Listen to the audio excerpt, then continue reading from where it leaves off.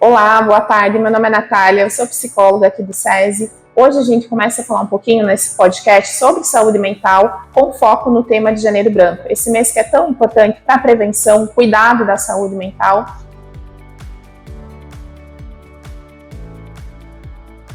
E diante disso, a gente fez uma série de perguntas ali no nosso Instagram. Eu trago aqui as que foram mais presentes ali para a gente começar a responder junto com vocês. E aí a primeira caixinha que veio, que chamou a nossa atenção, ela diz o seguinte: o que o Janeiro Branco quer que as pessoas entendam sobre saúde mental? Em um primeiro momento, Janeiro Branco ele traz o quanto é prioridade a gente falar sobre saúde mental. Ele deixa de ser um tema que muitas vezes é tabu para que a gente tenha esse espaço para conversar sobre. Então ele traz muito a prevenção, a promoção, esse autocuidado diante da saúde mental e do adoecimento mental também. Essa próxima pergunta ela traz: qual é o mito mais comum sobre saúde mental? E aqui em conversa com os nossos psicólogos também a gente traz o quanto ainda existe esse preconceito diante do adoecimento mental. Então, muitas pessoas acham que para procurar um auxílio psicológico, um auxílio psiquiátrico, muitas vezes também, é só quando a gente está no limite do adoecimento mental. E não é assim que funciona. Por quê? A psicoterapia, ela serve sim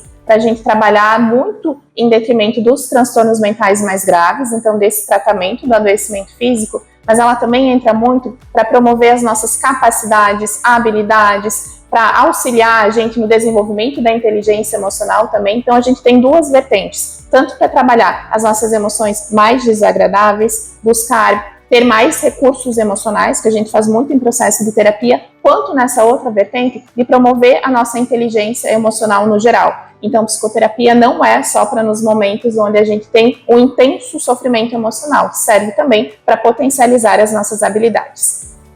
Como que a indústria pode ser um ambiente que cuida da saúde mental? Aqui entra muito os treinamentos, as palestras, algo que a gente tem muito aqui no SESI também, essas parcerias que a gente tem com as empresas.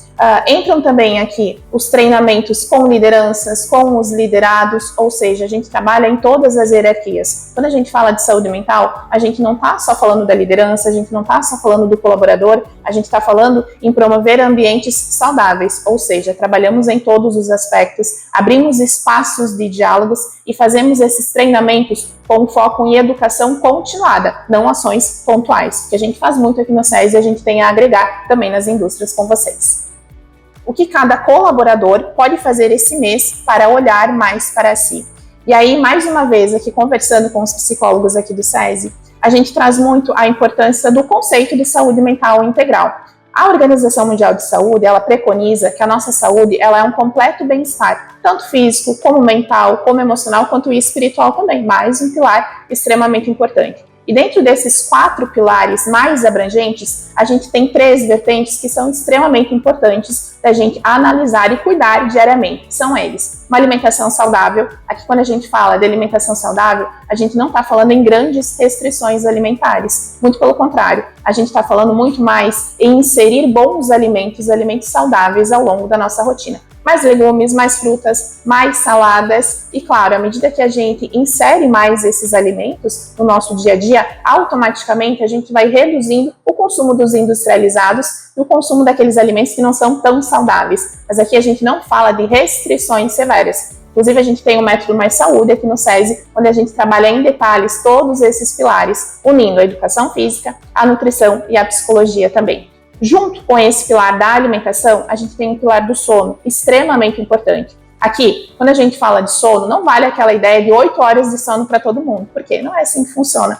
Algumas pessoas conseguem ficar bem dormindo menos de 8 horas por sono, então 6, 7 horas. Algumas pessoas precisam um pouquinho mais. A gente já tem várias evidências científicas, recentes inclusive, que trazem que nós, mulheres, por exemplo, precisamos de um pouquinho mais de sono ali, mais do que 8 horas. Por quê? Pela questão da dupla jornada, pelas questões hormonais também. Então, olha só como diferencia de homem para mulher e diferencia de pessoa para pessoa também. Então, o foco, talvez aqui uma dica para você, é testar, ver qual é a quantidade de sono que funciona para você. Por quê? Porque quando a gente não dorme bem, a gente não consegue desempenhar bem as nossas funções ao longo do dia. Então, o sono, mais um pilar super importante. E o terceiro pilar, dentro desse macro que a Organização Mundial de Saúde traz para nós, é o pilar da atividade física. E aqui, se de repente você está sedentário, a ideia não é ficar pensando em 1, 2 horas de academia, exercícios constantes, não é isso. A gente tem vários estudos científicos que trazem que 5, 10, 15 minutinhos de uma prática de atividade física diária, desde que feita com constância, com disciplina, todos os dias eu faço um pouquinho daquela atividade,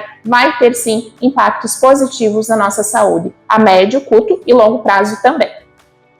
Como identificar os primeiros sinais de que algo emocional, de que algo não vai bem emocionalmente? Ou seja, a gente precisa ter um cuidado, assim como a gente tem para as doenças físicas também. Então, existe um tempo onde a gente precisa ligar uma luzinha de alerta ali quando a gente não está bem. Qual é esse tempo? Mais ou menos umas 2 semanas. E olha como esse tempo ele é significativo. Que de repente, quando a gente tem uma dor física, seja uma dor lombar, uma enxaqueca, algo que a gente tem assim, e ela não passa, a gente toma uma medicação, se ela perpassa, se ela continua ali por umas 2 semanas, mais ou menos, a gente não pensa 2 vezes em recorrer ao auxílio médico. Por que com o adoecimento mental a gente ainda não tem essa percepção? Então, se de repente eu estou ali mais triste, mais ansioso, com sentimentos mais depressivos, e eles perpassam umas 2 semanas, mais ou menos, quer dizer que a gente já liga uma luzinha amarela de que é preciso procurar um auxílio psicológico muitas vezes, ou que talvez você tenha que rever esses pilares da tua vida, que é o sono, a alimentação, atividade física, pensar na saúde integral.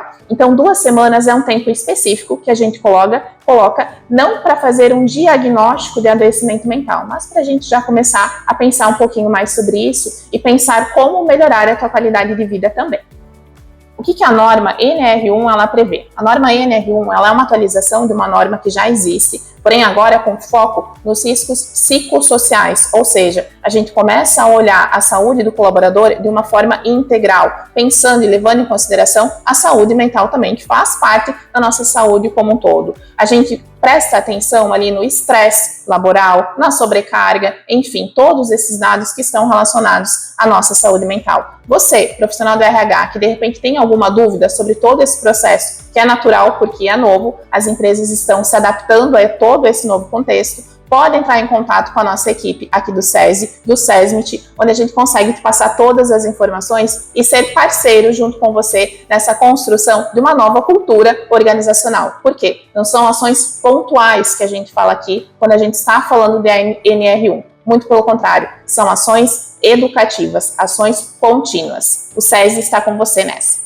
Quando é o momento certo de buscar atendimento psicológico? Quando? Diante de um adoecimento mental, um sofrimento psicoemocional, porque a gente precisa entender que as nossas emoções, tanto as agradáveis quanto as desagradáveis, fazem parte da vida. A gente ter, de repente, um dia onde a gente fica muito ansioso, muito estressado, tá tudo bem, natural, faz parte da vida. Agora, a gente ter essas emoções que causam prejuízos e sofrimentos na nossa vida, é aí onde a gente liga o botãozinho de alerta e provavelmente a gente vai precisar de um profissional para nos auxiliar nesse processo. Não quer dizer aqui que terapia é para o resto da vida, não é assim que funciona. Muitas vezes, por alguns períodos específicos, onde se faz esse tratamento, você aprende a ter recursos emocionais, manejar as emoções, lidar com, de repente, algum transtorno mental também que você possa ter, e a partir disso, ter maior habilidade e capacidade para ser o próprio terapeuta da tua vida. Essa é a ideia. Se você está diante de um sofrimento emocional nesse momento, você pode entrar em contato com a recepção do SESI. Nós temos psicólogos aqui que fazem todo esse manejo e tratamento da saúde mental também. Profissionais especializados com expertise para te ajudar a ter maior qualidade de vida no dia a dia. Conto com o SESI nessa também.